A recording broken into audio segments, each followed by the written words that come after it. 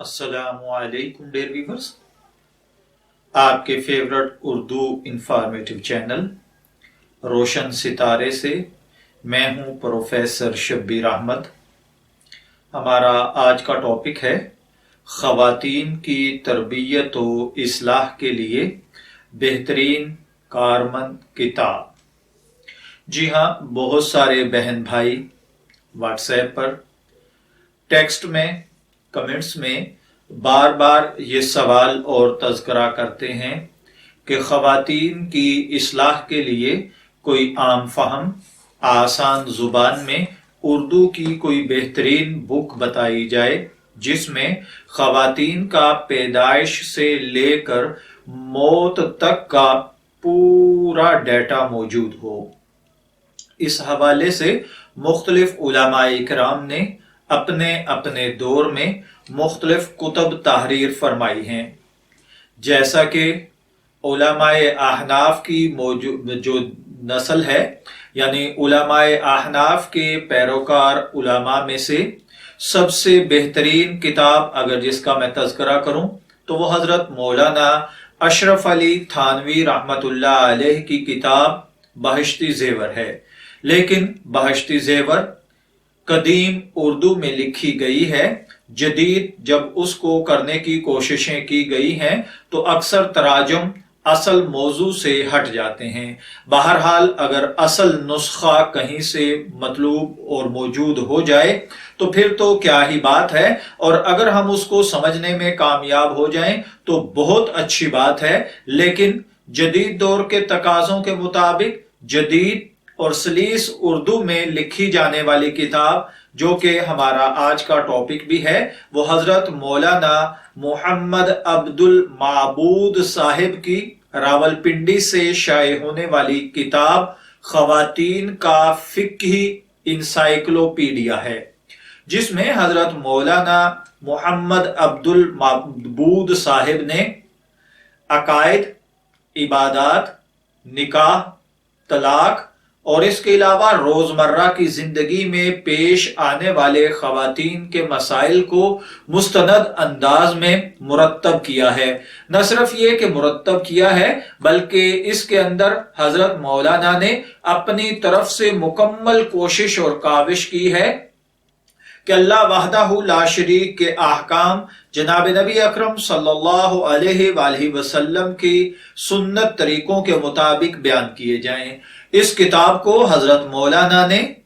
منسوب کیا ہے صدیقہ کائنات، رفیقہ سید کائنات، ام المومنین، محبوبہ محبوب خدا، ام المومنین اما سیدہ طاہرہ عائشہ رضی اللہ تعالی عنہا کے نام نامی اسم گرامی سے۔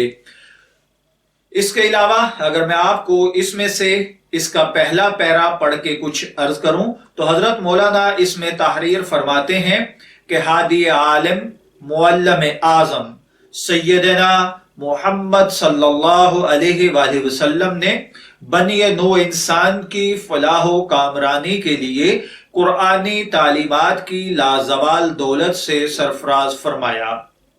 قرآنی علوم مرد و زن، امیر و غریب، شاہ و گدا، دولت مند اور فقیر، ہر کس و ناکس کے لیے یکساں طور پر مفید، مؤثر اور ضروری ہیں۔ اگرچہ مرد حضرات نے ان علوم میں جو دسترس، مہارت اور کمال حاصل کیا، ان رفیع مراتب کو خواتین کی اکثریت حاصل نہ کر سکی، تاہم ہر دور میں خواتین بھی قرآنی اور آسمانی علوم سے بہرہ یاب ہونے کا جذبہ بیدار رکھا۔ چونکہ رب تعالی نے عورت کی گود کو انسان کی تربیت اور اخلاقی قدروں کو اجاگر کرنے کا پہلا مکتب بنایا ہے، اس لیے وہ کہتے ہیں کہ اس کتاب میں خواتین کے ہی دینی، اسلامی، اخلاقی اور تہذیبی رہنمائی کے لیے فقہی مسائل کا مستند ذخیرہ جمع کر دیا گیا ہے، جس سے انشاءاللہ العزیز خواتین دینی مسائل سے آگہی اور تجسس کے لیے ضخیم و عظیم کتب سے مستغنی ہو کر اسی خواتین کا فقہی انسائیکلوپیڈیا سے عقائد، عبادات، نکاح و طلاق اور روزمرہ کے پیش آنے والے جملہ مسائل کا بھرپور استفادہ کر سکیں گی۔ اللہ رب العزت حضرت مولانا محمد عبد المعبود رحمت